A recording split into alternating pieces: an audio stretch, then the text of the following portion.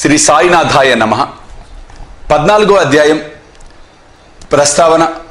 నాందేడు పట్టణ నివాసియగు రతన్జీ దక్షిణ మీమాంస దక్షిణ గురించి ఇంకొక వర్ణన. ప్రస్తావన. గత అధ్యాయంలో బాబా యొక్క వాక్కు ఆశీర్వాదములచే అనేకములైన అసాధ్య రోగములు ఎట్లు నయమయ్యేనో వర్ణించి తిని. ఈ అధ్యాయంలో రతన్జీ వాడి అనువానిని బాబా ఆశీర్వదించి సంతానం ఎట్లు కలుగజేసెనో వర్ణించదము. ఈ యోగేశ్వరుని జీవితం లోపల వెలుపల కూడా సహజముగా అత్యంత మధురముగా ఉండును. వారు నడిచిన, భుజించిన, మాట్లాడిన, ఏ పని చేసినా అన్ని మధురముగా ఉండును. వారి జీవితము మూర్తిభవించిన ఆనందం. శ్రీ సాయి తన భక్తులు జ్ఞప్తియందుంచుకుని నిమిత్తము వారిని చెప్పిరి.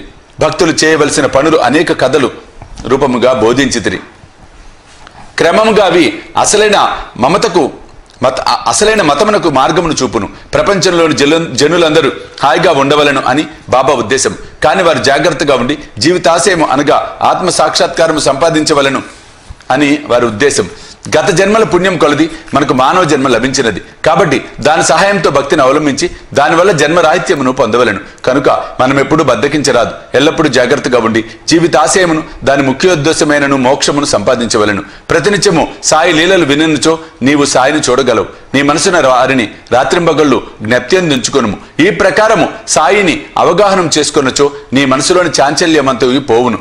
ఇటులనే కొనసాగిన ఎడల తుదకు శుద్ధ చైతన్యం నందు కలిసిపోవుదువు. నాందేడు పట్టణ నివాసియగు రతన్జీ. ఇక ఈ అధ్యాయం ముఖ్య కథను ప్రారంభించదుము.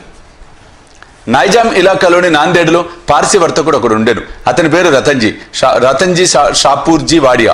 అతడు చాలా ధనము ఆర్జించెను. పొలములు, తోటలు సంపాదించెను. పశువులు, బండ్లు, గుర్రములు మొదలగు ఐశ్వర్యములతో తొలతూగుచుండెను. బయటకు చూచుటకు చాలా సంతోషంగా ఉండేవాడు. కానీ లోపల వాస్తవంగా అట్లుండేవాడు కాడు. ఈ లోకం నందు పూర్తి సుఖముగా ఉన్నవారు ఒక్కరూ లేరు. ధనికుడు రతన్జీ కూడా ఏదో చింతతో ఉండెను. అతడు ఔదార్యం గలవాడు, దాన ధర్మములు చేయువాడు, పేదలకు అన్నదానం, వస్త్రదానం చేయుచుండేవాడు, అందరికి అన్ని విధములు సహాయం చేసేవాడు. చూసిన వారందరూ అతడు మంచివాడు, సంతోషంగా ఉన్నాడని అనుకోనిది. కానీ రతన్జీ చాలా కాలం వరకు సంతానం లేకపోవచ్చే నిరుత్సాహి అయి ఉండెను. భక్తి లేని హరికథ వలె, వరుస లేని సంగీతం వలె, జంధ్యం లేని బ్రాహ్మణుని వలె, ప్రపంచ జ్ఞానం లేని శాస్త్రవేత్త వలె, పశ్చాత్తాపము లేని యాత్ర వలె, కంఠాభరణం లేని అలంకారం వలె రతన్జీ జీవితము పుత్ర సంతానం లేక నిష్ప్రయోజనముగా కళావిహీనముగా ఉండెను. రతన్జీ ఎల్లప్పుడూ ఆ విషయం గురించి చింతించుచుండెను. రతన్జీ తనలో తాను ఇట్లా అనుకున్నాను, భగవంతుడు ఎన్నడైనను సంతృష్టి చెంది పుత్ర సంతానము కలుగచేయడా. మనసునందలి ఈ చింతతో అతడు ఆహారం మందు రుచి కోల్పోయాను. రాత్రింబవళ్ళు తనకు పుత్ర సంతానం కలుగునా లేదా అని ఆతురతతో ఉండువాడు. దాస్కర్ మహారాజునందు గొప్ప గౌరవం కలిగినవాడు. ఒకనాడు దాస్కర్ మహారాజును కలిసి ఆయనతో తన మనసులోని కోరికను చెప్పాను. దాస్కర్ అతనికి షిరిడీకి వెళ్ళమని సలహా ఇచ్చాను. బాబాను దర్శించమనను. బాబా ఆశీర్వాదము పొందుము అనెను. సంతానం కొరకు వేడుకొనమనను. రతన్జీ దీనికి సమ్మతించెను. షిరిడీకి వెళ్ళుటకు నిశ్చయించుకొనెను. కొన్ని దినముల తర్వాత షిరిడీకి వెళ్ళాను. బాబా దర్శనం చేశాను. బాబా పాదముల మీద పడెను. ఒక బుట్టలో చక్కని పూలమాలను తెచ్చి దానిని బాబా మెడలో వేసి ఒక గంపతో పండ్లను బాబాకు సమర్పించాను. మిక్కిలి వినయ విధేయతలతో బాబా దగ్గర కూర్చుండి ఇట్లు ప్రార్థించాను. కష్టదశలో ఉన్న వారు అనేక మంది నీ దర్శనముకు రాగా వారిని వెంటనే రక్షించి కాపాడదువు. ఈ సంగతి విని నీ పాదములను ఆశ్రయించితిని కనుక దయవుంచి నాకు ఆశాభంగము కలుగ చేయకుము. బాబాకు 5 రూపాయల దక్షిణ ఇవ్వవలనని రతన్జీ తన మనసులో తలచెను. బాబా అతనిని 5 రూపాయల దక్షిణ కోరి అతడు ఆ పైకము ఇచ్చినంతలో తనకు 3:14 అంతకు పూర్వమే ముట్టినదని కావలసిన 1:20 మాత్రమే ఇమ్మనను. ఇది వినిన రతన్జీ మిగుల ఆశ్చర్యపడిను. బాబా ఆడిన మాటలను రతన్జీ గ్రహించలేకపోయాను. కానీ బాబా పాదముల వద్ద కూర్చుండి మిగతా దక్షిణ ఇచ్చాను. తాను వచ్చిన పని అంతయు బాబాకు విన్నవించి తనకు పుత్ర సంతానము కలుగు చేయమని వేడెను. బాబా మనసు కరిగెను. దిగులు పడకు, నీ కీడు రోజులు ముగిసినవి. అల్లా నీ మనసులోని కోరికను తప్పక నెరవేర్చును అని చెప్పాను. బాబా వద్ద సెలవు పుచ్చుకొని రతన్జీ నాందేడు వచ్చాను. దాస్కన్కు షిరిడీలో జరిగిన వృత్తాంతము తెలిపాను. అంతయు సవ్యముగా జరిగినని, బాబా దర్శనము, వారి ఆశీర్వాదము, ప్రసాదము లభించినని, ఒక్కటి మాత్రమే తనకు బోధపడని సంగతి కలదని అనెను. తమకు అంతకుముందే 3:14 ముట్టినవని బాబా ఆడిన మాటలకు అర్థమేమి అని అడిగాను. అంతకు మునుపు ఎప్పుడు షిరిడీ వెళ్ళి ఉండలేదే. నా వల్ల బాబాకు 3:14 అణాలు ఎట్లు ముట్టెను అని దాస్కన్ కూడా ఒక చిక్కు సమస్యగా తోచెను. దానిని గూర్చి కొంతసేపు ఆలోచించెను. కొంతకాలం పిమ్మట అతనికే దాని వివరమంతయు తట్టెను. మౌలానా సాహెబ్ మహాత్ముని రతన్జీ అంతకు మునుపు సత్కరించిన విషయం జ్ఞాపకం వచ్చాను. నాందేడులో మౌలానా సాహెబ్ గురించి తెలియని వారు లేరు. వారు నెమ్మదైన యోగి. రతన్జీ షిరిడీకి పోవ నిశ్చయించెను. ఈ మౌలానా సాహెబ్ ఈ మౌలానా సాహెబ్ రతన్జీ ఇంటికి వచ్చాను. ఆనాటి ఖర్చు సరిగ్గా ₹3.14 ఒకటి చూచి అందరు ఆశ్చర్యపడిరి. అందరికీ బాబా సర్వజ్ఞుడని స్పష్టమైనది. వారు షిరిడీలో ఉన్నప్పటికీ దూరంలో ఏమి జరుగుచుండునో వారికి తెలియను. లేనిచో మౌలానా సాహెబ్కి ఇచ్చిన ₹3.14 సంగతి బాబాకెట్లు తెలియగలదు? వారిద్దరు ఒకటే అని గ్రహించితిరి. దాస్కను చెప్పిన సమాధానంనకు రతన్జీ సంతృష్టి చెందెను. అతనికి బాబా యందు స్థిరమైన నమ్మకము కలిగెను, భక్తి హెచ్చాయను. కొద్ది కాలం పిమ్మట అతనికి పుత్ర సంతానము కలిగెను. ఆ దంపతుల ఆనందమునకు మితి లేకుండెను. కొన్నాళ్లకు వారికి 12 సంతానం కలిగిరి. కానీ 4 బ్రతికిరి. ఈ అధ్యాయం చివరన హరివినాయక సాటి అనేవాడు తన మొదటి భార్య కాలం చేసిన పిమ్మట రెండో వివాహం చేసుకునేనచో పుత్ర సంతానం కలుగునని బాబా ఆశీర్వదించిన కథ కలదు. అట్లే రెండో భార్య వచ్చిన పిమ్మట వారిద్దరికి కుమార్తెలు కలిగిరి. అతడు నిరుత్సాహం చెందెను. కాని బాబా మాటలన్నిటికీ అసత్యములు కానేరవు. మూడోసారి అతనికి కొడుకు పుట్టెను. ఇట్లు బాబా వాక్యము నిజమైనది. అతడు మిక్కిలి సంతృష్టి చెందెను. దక్షిణ మీమాంస దక్షిణ గురించి క్లుప్తంగా చెప్పి ఈ అధ్యాయమును ముగించెదము. బాబా తమను చూచుటకు వెళ్లిన వారి వద్ద నుండి దక్షిణ పుచ్చుకొనుట అందరికీ తెలిసిన సంగతి. బాబా ఫకీర్ అయినచో వారికి దేని యందు అభిమానము లేకున్నచో దక్షిణ ఎందుకు అడగాలి? వారు ధనమేళ కాంక్షించాలి అని ఎవరైనా అడగవచ్చు. దీనికి పూర్తి సమాధానం ఇది. మొట్టమొదట బాబా ఏమీ పుచ్చుకునేది వారు కారు. కాల్చిన అగ్గిపుల్లలను జాగ్రత్తగా పెట్టుకుని జేబులో వేసుకునేది వారు. భక్తులను గాని తదితరులను గాని బాబా ఏమి అడిగేది వారు కాదు. ఎవరైనా ఒక కాని గాని 2 కానులు గాని ఇచ్చినచో వానితో నూనె పొగాకు కొనేవారు. బీడి గాని చిలుము గాని పీల్చేవారు. రక్త హస్తములతో యోగులను చూడరాదని కొందరు 1 గాని 2 గాని పైసలను బాబా ముందర పెట్టేవారు. 1 కాని ఇచ్చినచో జేబులో ఉంచేవారు. అర్ధన ఇచ్చినచో తిరిగి ఇచ్చేవారు. బాబా కీర్తి అన్ని దిశల వ్యాప్తించిన తర్వాత అనేక మంది బాబా దర్శనమునకై గుంపులుగా వచ్చిరి. అప్పుడు బాబా వారిని దక్షిణ అడుగుచుండెను. దేవుని పూజ యందు బంగారు నాణం లేనిదే ఆ పూజ పూర్తి కాదు అని వేదం చెప్పుచున్నది. దేవుని పూజ యందు నాణం అవసరమైనచో యోగుల పూజలో మాత్రము ఏల ఉండరాదు. శాస్త్రంలో కూడా ఏమని చెప్పబడినదో వినుడు. భగవంతుని, రాజును, యోగిని, గురువుని దర్శించుటకు పోవునప్పుడు రిక్తహస్తాలంటే ఖాళీ హస్తాలతో పోరాదు. నాణ్యము గాని డబ్బు గాని సమర్పించవలెను. ఈ విషయం గురించి ఉపనిషత్తులు ఏమని ఘోషించుచున్నవో చూసేదము. బృహదారణ్యోపనిషత్తులో ప్రజాపతి దేవతలకు, మానవులకు, రాక్షసులకు దా అన్న అక్షరమును బోధించెను. ఈ అక్షరం వల్ల దేవతలు దమమును అవలంబించవలనని గ్రహించిరి. అనగా ఆత్మను స్వాధీనమందుంచుకొనుట. మానవులు ఈ అక్షరమును దానముగా గ్రహించిరి. రాక్షసులు దీనిని దయగా గ్రహించిరి.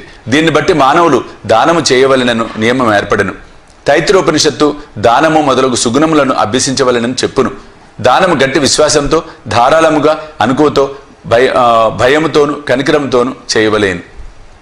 భక్తులకు దానము గురించి బోధించుటకు, ధనమందు వారికి గల అభిమానము పోగొట్టుటకు, వారి మనములను శుభ్రపరచుటకు బాబా దక్షిణ అడుగుచుండెను. కానీ ఇందులో ఒక విశేషం ఉన్నది. బాబా తాము పుచ్చుకొనున్న దానికి 100 రెట్లు తిరిగి ఇవ్వవలసి వచ్చుచుండెను. ఇట్లా అనేక మందికి జరిగెను. దీనికి ఒక ఉదాహరణ గణపతిరావు బోడస్ అను ప్రముఖ నటుడు తన మరాఠీ జీవిత చరిత్రలో గడియ గడియకు బాబా దక్షిణ అడుగుచుండట చేత ధనముంచుకొని సంచి తీసి బాబా ముందు కొమ్మరించితననియు, దీని ఫలితంగా అలనాటి నుండి తన జీవితంలో ధనము కెట్టి లోటు లేకుండేనని వ్రాశాను. ఎల్లప్పుడూ కావలసినంత ధనము గణపతిరావు బోడస్కు దొరుకుచుండెను. బాబా దక్షిణ అడిగినప్పుడు ధనమే ఇవ్వక్కర్లేదు అర్థం కూడా పెక్కు సంఘటన వలన తెలియచున్నది. దీనికి ఉదాహరణ, బాబా ₹15 దక్షిణ ఇమ్మని ప్రొఫెసర్ జీబీ నార్కేను అడుగగా అతడు తన వద్ద దమ్మిడి లేదనను.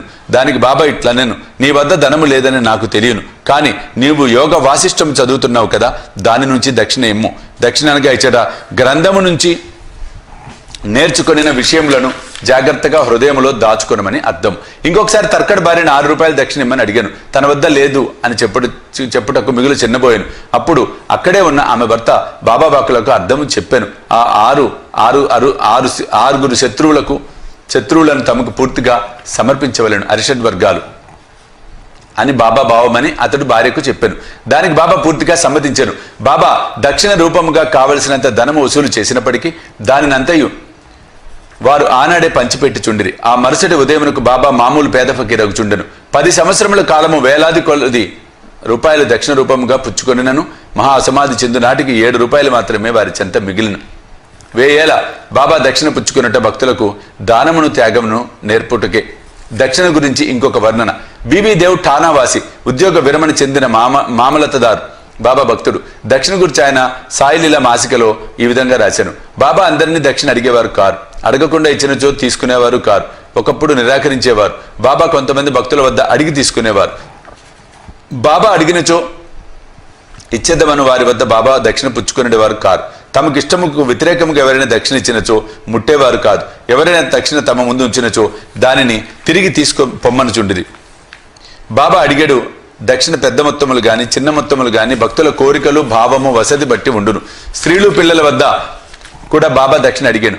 వారందరూ ధనికులు గాని అందరూ పేదలను గాని దక్షిణ అడగలేదు. తాము అడిగినను దక్షిణ ఇవ్వని వారిపై బాబా కోపించలేదు. ఎవరి ద్వారా నేనను భక్తులు దక్షిణ పంపించినచో తెచ్చిన వారు దాన్ని మర్చినప్పుడు వారికి దానిని జ్ఞప్తికి తెచ్చి ఆ దక్షిణ తీసుకునేవారు. ఒక్కొక్కప్పుడు చెల్లించిన దక్షిణ నుంచి కొన్ని రూపాయలు తిరిగి ఇచ్చి పూజలో పెట్టుకోమనేవారు. దీనివలన భక్తునికి మిక్కిలి ప్రయోజనం కనిపించను. అనుకున్న దానికంటే ఎక్కువ ఇచ్చినచో కావలసిన దాన్నే ఉంచుకొని మిగతా దాన్ని తిరిగి ఇచ్చివేయుచుండిరి. ఒక్కొక్కప్పుడు భక్తులు కొనిన దానికంటే ఎక్కువగా ఇవ్వమనుచుండేవారు. లేదనినచో ఎవరి వద్ద అయినా బదులు పుచ్చుకునమని అడిగి తీసుకునమని ఇవ్వమనుచుండిరి. కొందరి వద్ద నుంచి ఒకే రోజు 3-4 సార్లు దక్షిణ అడిగిరి. దక్షిణ రూపంగా వసూలైన పైకం నుంచి కొంచెము మాత్రమే చిలుమునకు దుని కొరకు ఖర్చు పెట్టుచుండిరి. మిగతా దానినంతయు బేదలకు దానం చేయుచుండేవారు. 50 రూపాయల మొదలు 1 రూపాయి వరకు ఒక్కొక్కరికి నిత్యదానం చేయుచుండేవారు. షిరిడి సంస్థానంలో ఉన్న విలువైన వస్తువులన్నీ రాధాకృష్ణమాయి సలహాచే భక్తులు తెచ్చి ఇచ్చిరి. ఎవరైనా విలువైన వస్తువులు తెచ్చినచో బాబా వారిని తిట్టేవారు. నానాసాహెబ్ చంద్రకర్తో తన ఆస్తినంతయు ఒక కౌపీనము విడిగుడ్డ, ఒక కఫిని, తంబిరేలు గ్లాసు మాత్రమే అని, అయినప్పటికీ భక్తులకు అవసరమైన నిష్ప్రయోజనమైన విలువైన వస్తువులు తెచ్చుచున్నారని అనుచుండేవారు. మన పారమార్థికమునకు ఆటంకములు 2 కలవు. మొదటి స్త్రీ, రెండవ ధనం. షిరిడిలో బాబా ఈ 2 సంస్థలను నియమించి ఉన్నారు. అందొకటి దక్షిణ, రెండోది రాధాకృష్ణమాయి. తన భక్తులు ఈ రెండింటిని ఎంతవరకు విడిచిపెట్టిరో పరీక్షించుటకై బాబా వీనిని నియమించెను. భక్తులు రాగానే దక్షిణ పుచ్చుకొని బడికి పంపుచుండిరి. ఈ 2 పరీక్షలకు తట్టుకొనచో అనగా కనకమునందు కాంతయందు అభిమానము పోయినదని నిరూపించినప్పుడే బాబా దయ వలన ఆశీర్వాదం వలన వారి పారమార్థిక ప్రగతి శీఘ్రమగుట దృఢపడుచుండెను. భగవద్గీతలోను ఉపనిషత్తులోను పవిత్రమైన స్థలములందు పవిత్రునికి ఇచ్చిన దానము ఆ దాత యొక్క యుగక్షేమములకు అధికంగా తోడ్పడినని తెలియచున్నది. షిరిడి కన్నా పవిత్రమేది, అందున్న దైవం సాయిబాబా కన్నా మిన్నెవరు. 14వ అధ్యాయం సంపూర్ణము. సద్గురు శ్రీ సాయినాథ్ అర్పణమస్తు.